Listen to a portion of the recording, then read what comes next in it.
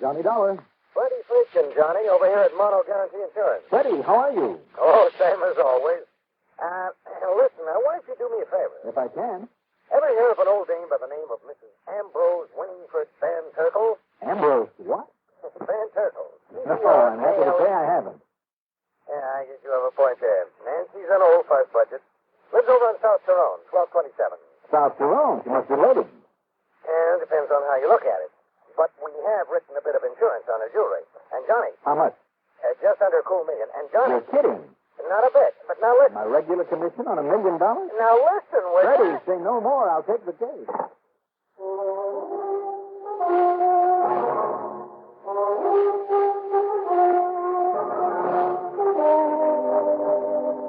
The CBS Radio Network brings you Mandel Kramer in the exciting adventures of the man with the action-packed expense account. America's fabulous freelance insurance investigator, yours truly, Johnny Dollar.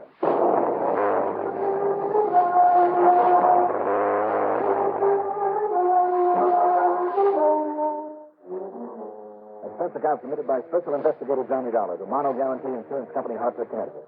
Following is an account of expenses incurred during my investigation of the Too Many Crooks matter.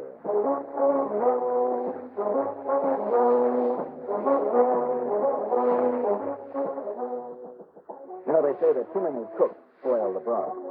Well, believe me, too many crooks can certainly mess up an insurance investigation. I know. Expense account item 1, $460 to fill the gas tank on my car. Then I drove to Freddie Friedkin's office down in the square. He was waiting for me out front. Okay, it's ready. Let's have it. Well, look, if you hadn't hung up the phone on I me... think it must be pretty urgent. You're standing here says I was right. So, what goes with this Van Terkel dame and her $1 million worth of jewelry? I told you, and that's why she's an important client. I understand, incidentally, she keeps it all out there at her home. She does, huh? And that's fine with us. Makes the premiums that much higher. What's happened to her, Freddie? Her? Well, not a thing, nothing at all. It's what happens to me. What do you mean? Well, it's the day off for all her servants, including the chauffeur. No. I promised to drive her in here to the office this morning to go over some of her policies. Well, Fred. Well, now, if I don't, the old fuss pot is liable to blow a gasket and cancel everything. And she would. You mean that's all you told me about? So the first vice president in charge of me has just arrived in town, and that means I don't dare leave this place. Freddie, I was counting a commission on So her. I told her you'd drive her in here. You what? And, Johnny, I don't know what this power is that you seem to have over these old biddies, but she knows all about you.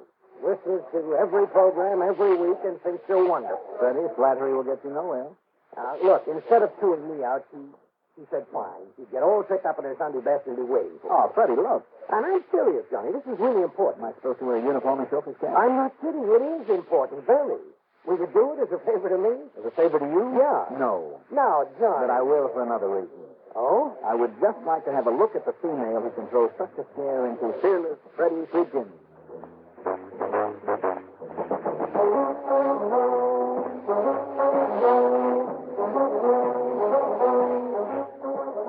I drove to the CCU residential section on South Tyrone Avenue.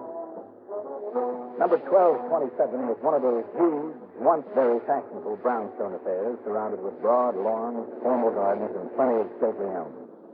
The winding driveway led to a porte cochere on one side. I pulled into it, gave the horn a couple of polite beats, and waited.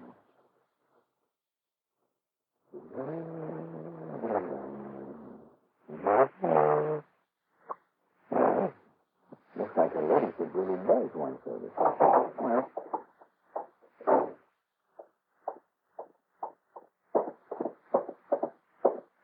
there's something that's still using these things.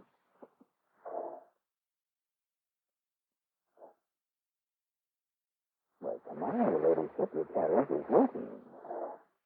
So am I. Oh, Mrs. Van...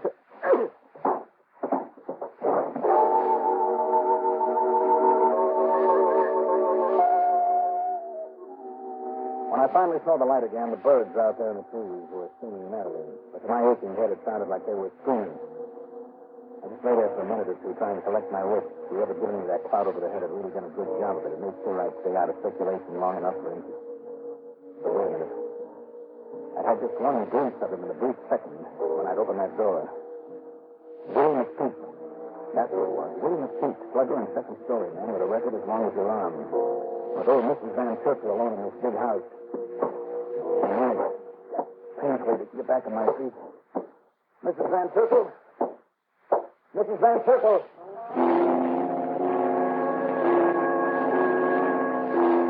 I found her slumped over in a chair in a sort of morning room. She'd been struck over the head, too, and hard. She was bleeding, but only faintly.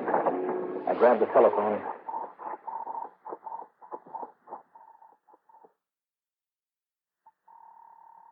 Amanda, come on. Dr. Blakely here? Oh, Doctor, listen. Yes? This is Johnny Dollar. I'm over here at Mrs. Van Turkle's place. Oh, yes, Johnny. He's a patient of mine. Listen to me, Doctor, will you? Somebody got in here and hit her over the head, and she's in bad shape. What? I don't know whether she'll live. I'll be there right away. You better.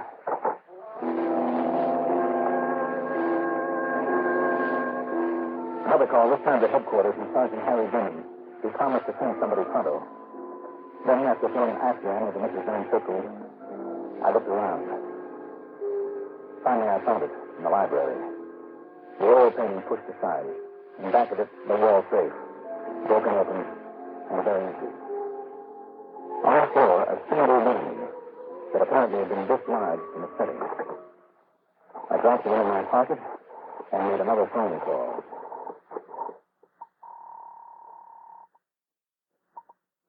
Hello. Freddie, Johnny. But where are you, Johnny? What happened? Didn't you go out there and pick her up? Listen to me, Freddie. Yeah? How much did you say you've insured the jewelry for? Well, close to $1 million. Why? You better get ready to send her a check. What? If she stays alive.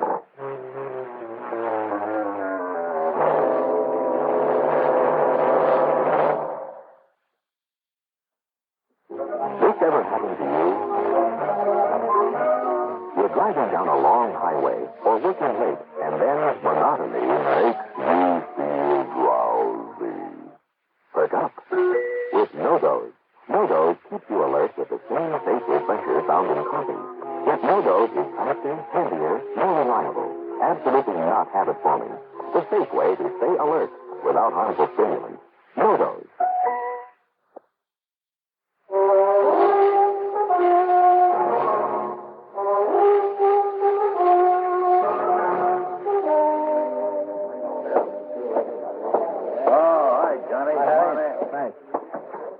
Sit down. Thanks for the tip on old Van Turkle. I sent Mullins over there right away. Well, good. I left as soon as the doctor got there. Yeah, I talked with the doc on the phone and sent an ambulance out. Mm-hmm. He's going to try, but he's not sure if he can pull her through. Good. Listen, Harry. Hey, that reminds me. Yeah? An old friend of yours just left town only about an hour ago at our request. Friend of mine? Who? An old strong-arm by the name of Willie McPeak. Willie? What? Yeah, we helped him onto a train to New York. Oh, fine. Told him we just don't like his looks around here. Harry, he's the man. What? Didn't you know? He's not only a strong-arm specialist, but he has enough raps against him for burglary to fill a book. Well, our records here only show a couple of arrests over the years. I don't care what they show, Harry. He's the one I found there at Mrs. Van Turkle's house, the one who belted me over the head. Oh, and we helped him out of town. You sure did. Okay, Johnny, okay. I'll notify the New York Police Department right away to grab him for us. If they can find him. And you know how long it'll take just to get the wheels turning, get all the red tape out of the way? Yeah, I know. Oh, brother. Oh, wait a minute. Maybe I can find him. Wow, Johnny. A little local knowledge, Harry. About him? About him and about some other people down there. I'll see you later.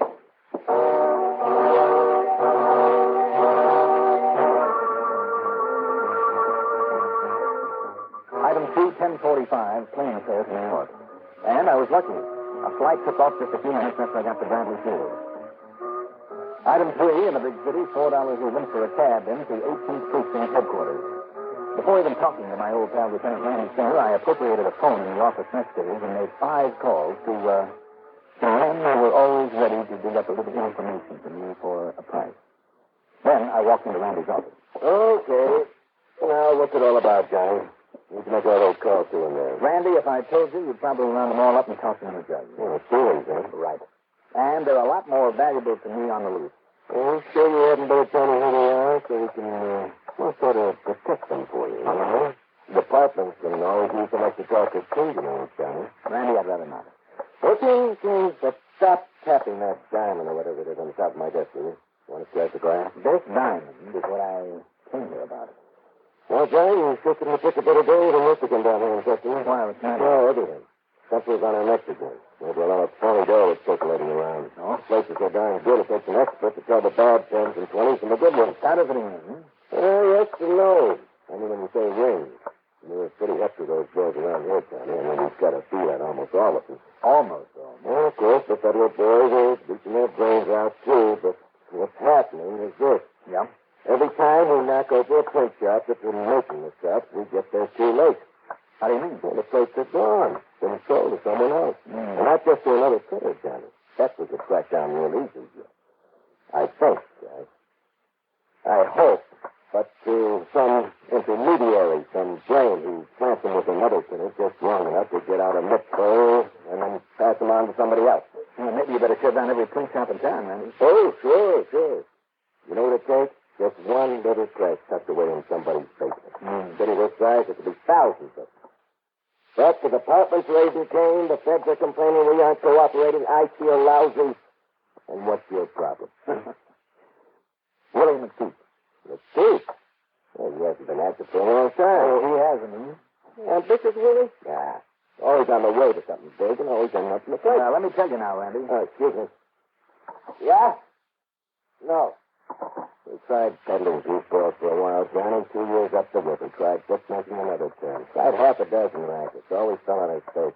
The only thing he could seem to get away with was a burglary and filth job. Well, he can't this time, so listen. Now, look, Johnny, I'd like to help you, Readick. Will you stop tapping that thing? Nearly $1 million worth of jewels. I don't care if it's down here. No, up in Hartford, but I need your help. Well, Johnny, until we get official fix from the boys up there, you know how it is. I mean, a little deal between you and me has to be official all of a sudden. Oh, no, of course not. But will you stop scratching that diamond on the glass, huh? Okay, Randy. Well, wait. Yeah? This? Who? Yeah. The you, Johnny. Oh? Johnny Dollar. Spotty. Oh, yes, Spotty. Well, Spotty who? This number you give me headquarters. Oh, don't worry about that. That's where I am. Go ahead. You wouldn't pull one on me, Johnny. Nah, Spotty, you know me better than that.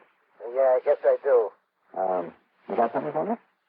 Say, couple of C-notes, Johnny? Let's say 100, Spotty. If it gets me anywhere, wins, too. Okay. Just a couple of minutes ago with a briefcase on him. Yeah. 718 East 49th. I got it. He pokes the buzzer for number 2A, and then he goes in. 2A, huh? Okay. Now, what does that mean? You know anybody lives over on East 49th Street, Randy? Should I? I'll let you know. Now, wait, Johnny. I thought you wanted some help. I may not need it now. Oh, no? Well, now, wait a minute. Maybe you...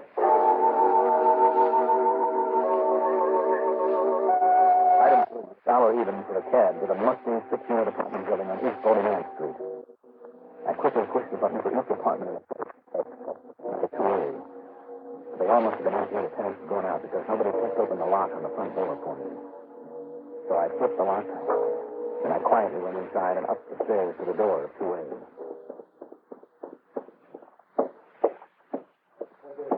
Nobody talks to them, sir. I'll be quiet. What do you mean, give them back to you? You crazy or something? I give you the rack for them from all our people. Oh, yes, you gave me these, all right. Sure, I made a deal. I carried out my head, and now you want to work out on me? Keep your voice down, Willie. What are you trying to pull on me, huh? You want me to get rough? I said you, Willie. These stones you broke. I'm telling you, Bucket. All right, put down that gun. Don't listen to me, Willie. I warned you, Bucket. Start. All right, don't try it, Willie. Okay. Just drop your gun. Kick it over here. Come on. Sure. Okay. All right, now sit down over there against the wall. Let me take a look at you. Looks like you killed him, Willie. Turn it back out on me. But if you figure on keeping this mess of yours and whatever it was he gave you for them. What was it, Willie? What did he give you for them? Let me take a look at his briefcase here. Don't move, Willie. Okay. You got the gun.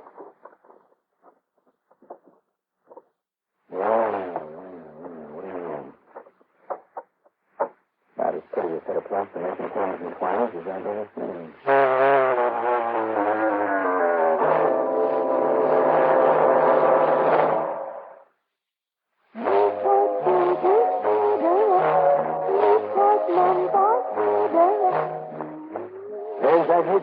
again.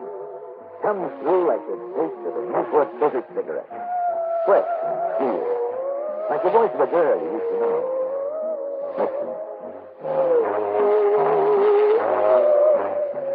There's a difference, all right. Like when you light up your first Newport. Man, you've never tasted anything like it. Good, rich tobacco flavor. The right amount of menthol. Just a hint of cool, refreshing mint. So, what is it that's so in the commercial films about Newport? Are there any questions, man? Questions? No. I got the message. Newport, more refreshing to begin with, more refreshing all the way. Newport.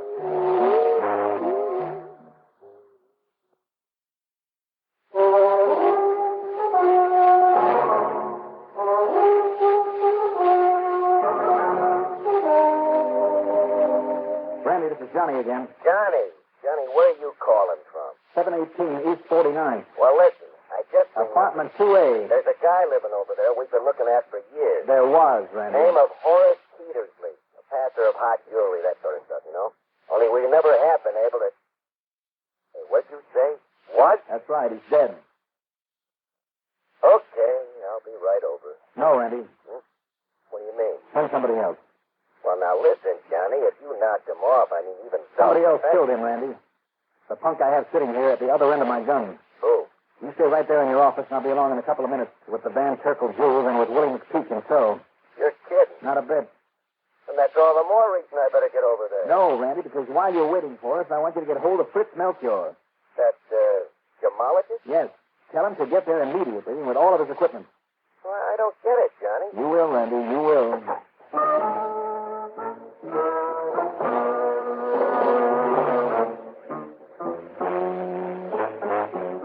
Item 4, another dollar for another cab. Luckily, by the time I got to headquarters, Melchior, the gemologist, was there and waiting.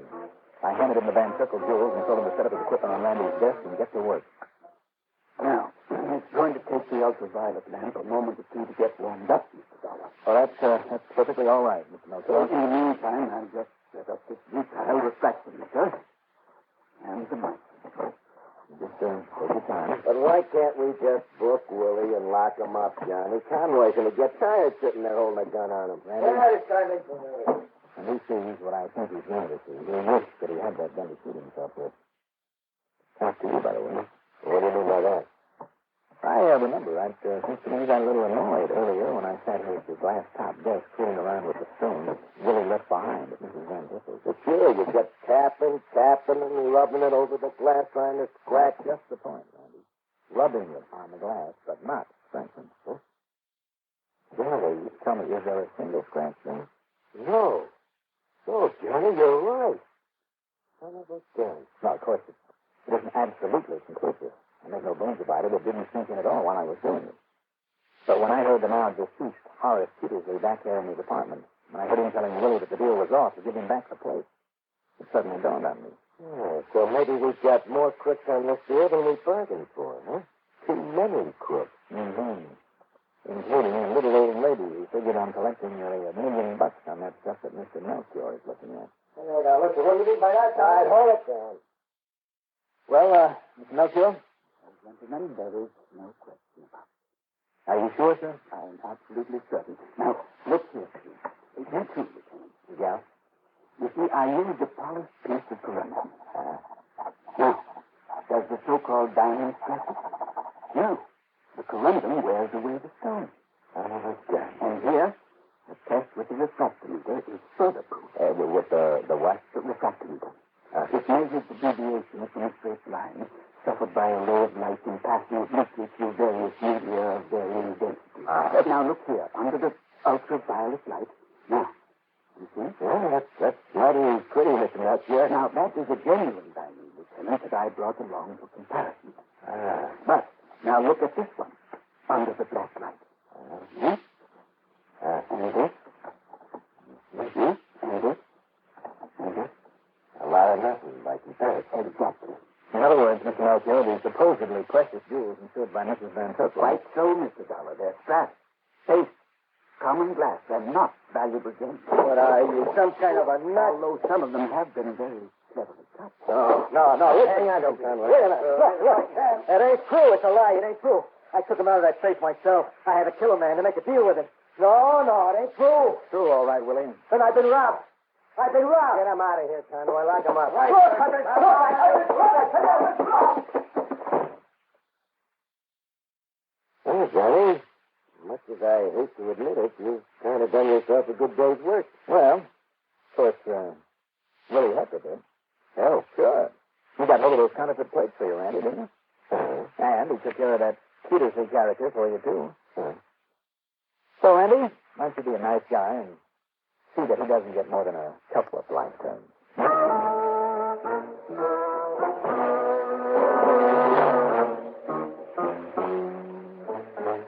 As for the phony jewels, well, old Mrs. Van Purple, who completely recovered from her beating, by the way, set us straight. The real gem she always carefully kept in her vault in the bank. The paste that she had there in the wall safe were for casual wear. Expense account total, including the payoff to my friend Spotty, call it $200.50. Yours truly, Johnny Dollar.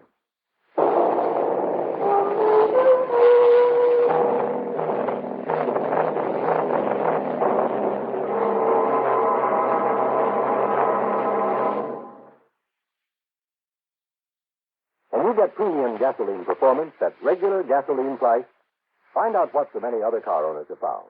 In 3 out of 5 cars, regular price Sinclair Dyno gasoline matches performance of premium gasoline. Saves you up to 4 cents a gallon.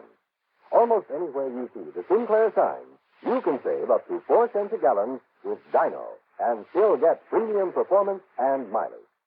Drive with care and buy Sinclair Dyno gasoline.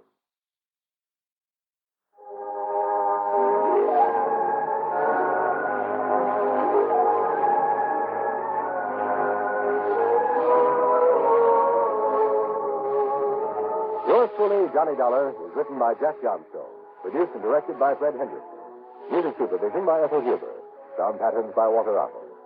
Johnny Dollar is played by Mandel Kramer. Also featured in our cast were Court Benson, Jim Stevens, Tom Gorman, Jackson Beck, Sam Gray, Maurice Copland, and Bill Smith. Be sure to join us next week, same time, same station, for another exciting story of yours truly, Johnny Dollar. Art Hannah speaking. Hear Coleman on Sports 10 times each weekend on the CBS Radio Network. This is KRLD, AM and FM, Dallas. If everybody's passing you on the highway, chances are you're going too slow. The too slow driver, the lane changer, inattentiveness on the part of experienced drivers whose driving skills have become automatic are the real menaces on the highway. Sudden stops or slowdowns invite rear-end collisions. Try to maintain an even speed, neither much faster nor much slower than the flow of traffic. Follow other vehicles at a safe distance. Remember, at 60 miles an hour, under good conditions, it still takes 23 car lengths to stop. Friends, this is Kelly Maddox, Executive Secretary of the Citizens Traffic Commission, asking you to take stock of your driving habits. Don't be a slowpoke driver, and don't be a speed demon. Drive at a speed that is safe and prudent. Safe and prudent not only for you, but for others that are driving on the same street or highway. Driving too slow can be just as dangerous as driving too fast.